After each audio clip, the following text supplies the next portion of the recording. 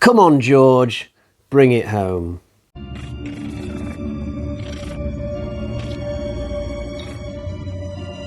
Hi guys, and welcome to the final part of my George Romero review series.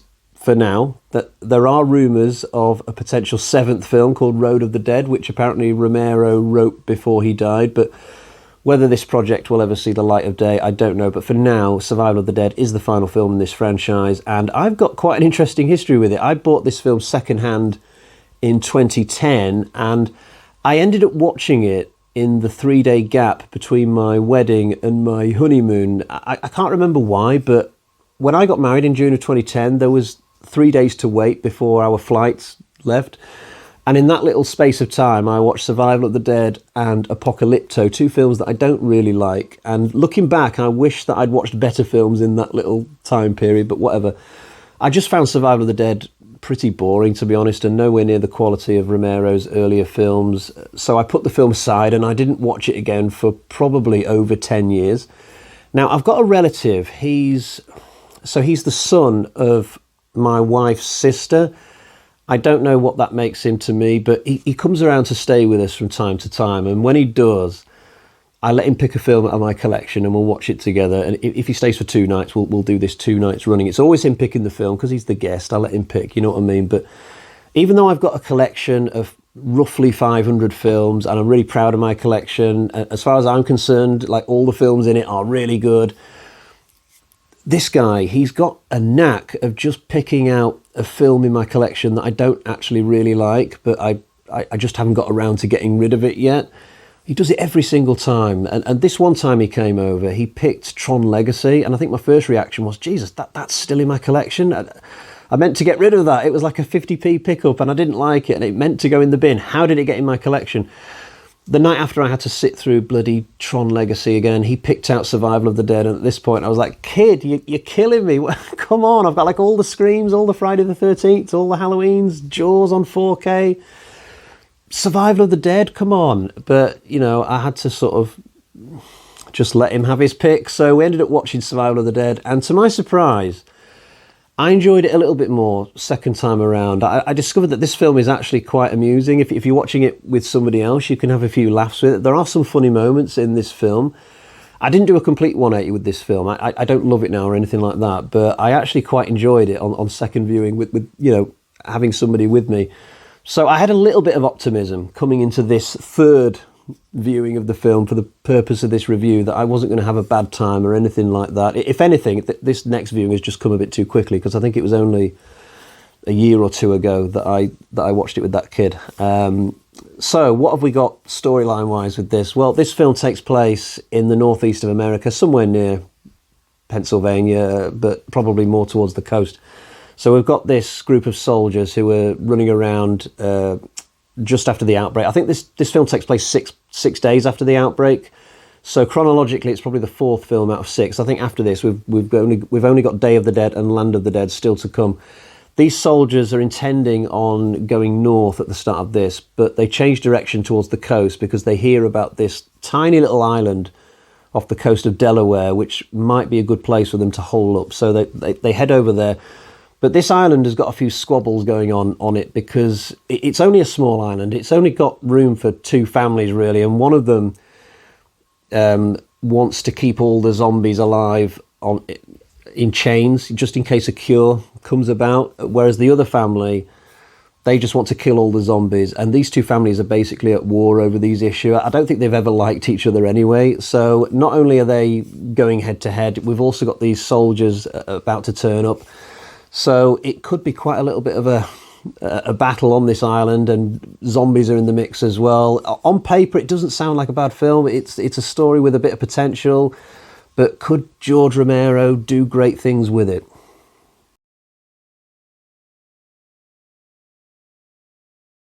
This is easily a better film than Diary of the Dead for me. It's not found footage, this one. Romero has gone back to shooting in a way that's clearly more comfortable for him, and it shows.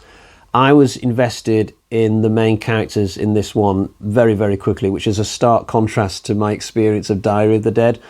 The main group that we follow are the soldiers, and very, very early on in this. I was able to identify each character. I felt like I cared about each and every one of them. I liked the interplay between them. Their numbers swell to 5 after a point because this teenage boy joins them. Also a very good character, although watching this kid drove me a little bit crazy last night because I kept thinking like I recognised him from something else, and I couldn't be bothered pausing the movie to properly investigate that. But the best character in this film is not even from that group. So on the island, we've got the Muldoons, who are sort of presented as the villains. They're the ones who want to keep the zombies alive. Muldoon himself is a pretty bland character, though he's got this one underling called Chuck, who I thought was an interesting character. He has a good arc in this. He slowly finds himself moving away from Muldoon as the film goes on. But on the O'Flynn side, we've got this amazing character called Patrick O'Flynn. He's just so funny. He's about 60 years old. He's a bit of a lovable rogue. He's the sort of guy who gets people's backs up, but deep down, he's a good guy at heart, you know. He reminded me of a character called Greengrass, who was in this British drama show called Heartbeat many, many years ago. If you're from outside the UK or you're very young, you've probably never heard of this show, but I absolutely love the O'Flynn character in this. He's probably one of the best characters in this entire run of films. That there's one sequence I should say, earlier on, where O'Flynn is trying to defend a boathouse from the soldiers and some zombies, and the walls fall down, and O'Flynn comes out with these one-liners, and there's a random fisherman character on the roof who dies in the most stupid way. It's just an amazing little section of the film. The trouble is, with this, once we get past a certain point, i.e. the halfway point, once everybody's onto the island, the content just becomes really thin from that point onwards. You can tell that this film had a pretty low budget. Like, the only major action sequence on the island is the actual finale, and even that takes place on a really small farm. It doesn't feel like there's that many extras playing zombies. I've seen episodes of The Walking Dead that have had way bigger, you know, droves of zombies than you see in Survival of the Dead. I mean, you get to see some kills and, you know, zombies eating innards and some enjoyable things happening. It just feels like it's all happening on a much smaller scale than at any previous point in this series, really, apart from maybe Diary of the Dead, which also felt like a pretty low budget film. But it constantly feels like this film is relying on O'Flynn's hilarious personality to just keep it going. This film would be way, way less if it wasn't for that character.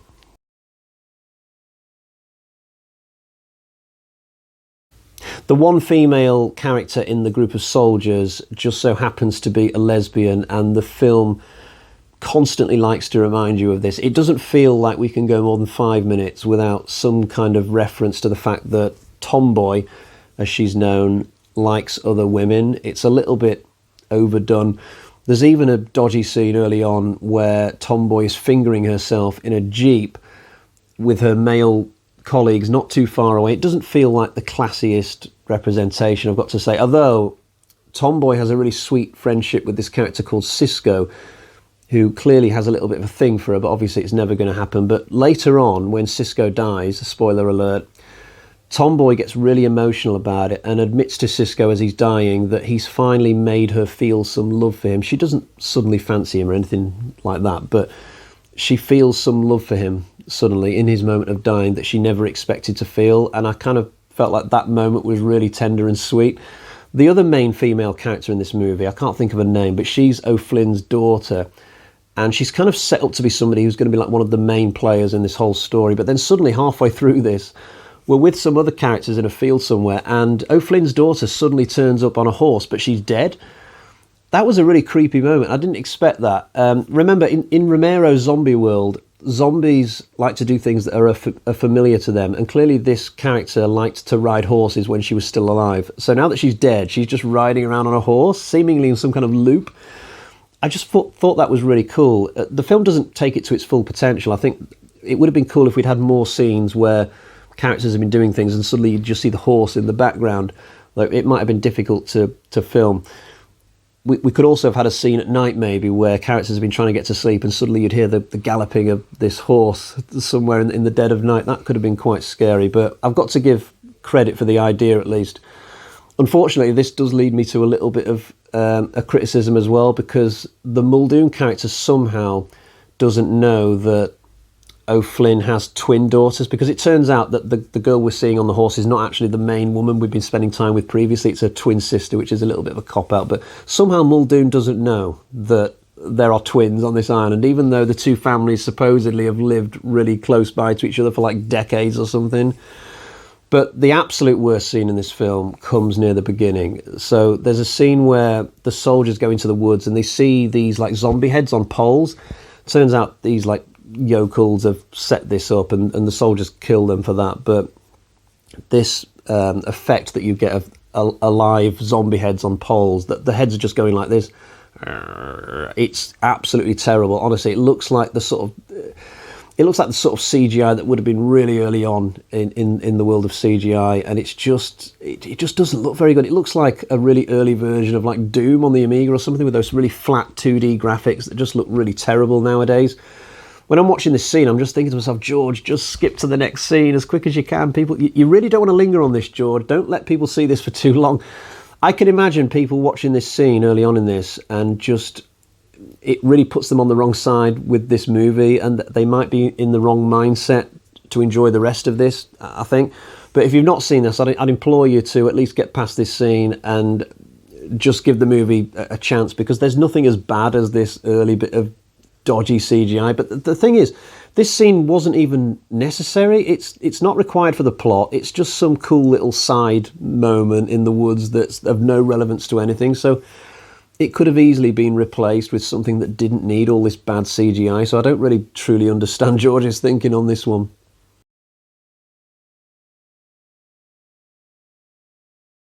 I'll quickly show you the version of the film that I've got for this, but I'm not going to linger too long doing it, because look, it's the exact same box set that I held up at the end of my Diary of the Dead review. In terms of features, I don't even think there's anything for Survival of the Dead on this box set. There is for the other two films. I can clearly see some features listed for Day of the Dead, the remake, and Diary of the Dead, but I can't see anything for Survival of the Dead, which is a shame, I guess, because probably out of the three films on this, Survival of the Dead is probably the best of the three. I should point out, if I haven't already, that the Day of the Dead on this is not the proper Romero Day of the Dead. It's some kind of remake from later down the line. So yeah, of these three films, Survival of the Dead is the highlight, which is kind of weird to think. Right, let's get to the bag of terror and find out what sort of score I'm going to give this movie. So we got 1, 2, 3 bloody axes out of 5. A reasonably enjoyable horror movie, albeit it does have some significant flaws, and it's extremely limited in terms of its budget, but I certainly liked it a lot more than I did Diary of the Dead. And you know what, in the future I might well rewatch Survival of the Dead if I'm doing a run through all of these films. Like, I don't think I'll ever be watching Diary of the Dead ever again. I think I've done my time with that film now. I've seen it 3 times, I'm done. But if I'm going to be watching all the ones like Day of the Dead and Dawn of the Dead, etc., etc., I can see myself just putting on Survival of the Dead at the end of that run, because it is quite entertaining. It's got some funny moments in it, and I just about kind of enjoyed it. So I definitely recommend you giving it a shot if maybe you've seen the other Romero films but you've not quite gotten around to this one. And I guess that brings us then to the end of this little review series. I'm not sure yet if I'm going to do a rankings for these movies. I think it would be very obvious where I would put each film, but we'll see. If I'm desperately stuck for a rankings video at some point a few weeks from now, then I might end up doing it, but I haven't made my mind up. But for now, thank you for joining me, and I will see you again another time. Bye-bye.